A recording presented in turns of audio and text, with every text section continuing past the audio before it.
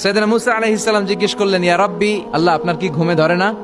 আল্লাহ বললেন, কোনো কথা বলা যাবে না, দুইটা গ্লাসের ভেতরে পানি নাও, পানি ভর্তি গ্লাস নিয়ে তুর পাহাড়ের উপরে দাঁড়াও। সাইয়েদনা মুসা আলাইহিস সালাম দাঁড়ালেন। আল্লাহরে আবার জিজ্ঞেস করলেন, আল্লাহ আমি জিজ্ঞেস করলাম কি আর আপনি করতে বললেন কি? আল্লাহ বললেন, কথা বলো না, যা বলেছি তাই করো। তো মুসা আলাইহিস সালাম কিছু বলতে পারে না, পানি নিয়ে দাঁড়িয়ে রইলেন। মুসা আলাইহিস সালামকে আল্লাহ বললেন, তুমি দাঁড়িয়ে থাকো আর ঘুম রে, বললেন ঘুম তুই মুসারে ধর।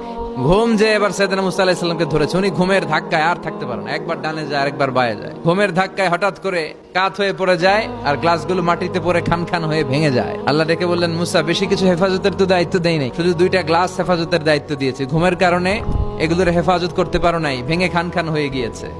আমি যদি তোমাদের মতো ঘুমিয়ে যেতাম তাহলে পৃথিবীর সাথে সূর্য লেগে, সূর্যের সাথে চন্দ্র লেগে গোটা মহাবিশ্বটা এভাবে গ্লাসের টুকরার মতো খান খান হয়ে যেত রে মুসা।